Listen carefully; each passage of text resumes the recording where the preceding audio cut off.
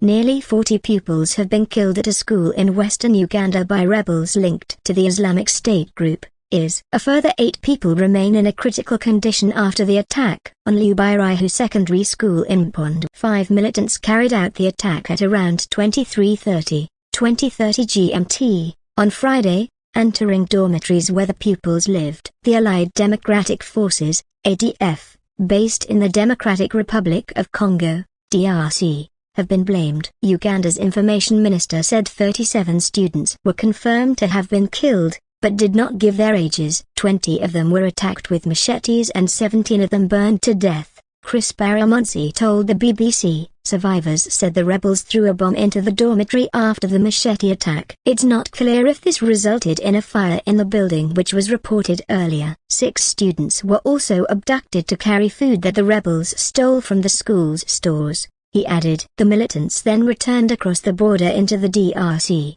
More than 60 people are educated at the school, most of whom live there. Some of the bodies are said to have been badly burned and DNA tests will need to be carried out to identify them. Soldiers are pursuing ADF insurgents towards the DRC's Virunga National Park, Africa's oldest and largest national park which is home to rare species, including mountain gorillas.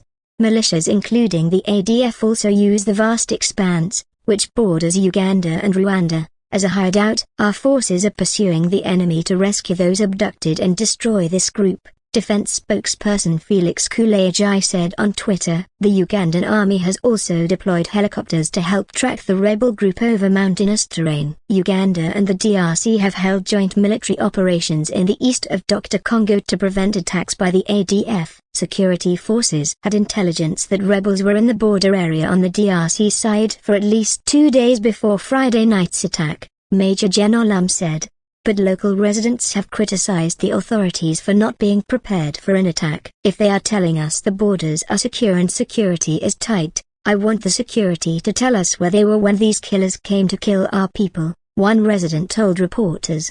The deadly episode follows last week's attack by suspected ADF fighters in a village in the DRC near to the Ugandan border. Over 100 villagers fled to Uganda but have since returned. The attack on the school, located less than 2 kilometers, 1.25 miles, from the DRC border, is the first such attack on a Ugandan school in 25 years. In June 1998, 80 students were burned to death in their dormitories in an ADF attack on Kikwamba Technical Institute near the border of DRC. More than 100 students were abducted. The group may target schools as a way of recruiting children, according to Richard Moncrief, an expert in the region at the International Crisis Group. But they also do it for the shock value, he told the BBC. These are terrorist groups who want to make an impact through violence. They want to show that they are there, show that they are active to their colleagues and allies in ISIS in other parts of the world, Mr. Moncrief said,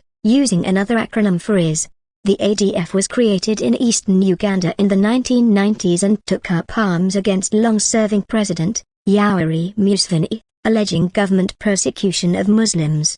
Muslims make up almost 14% of the Ugandan population, according to official government figures, though the Ugandan Muslim Supreme Council estimates the figure is closer to 35%.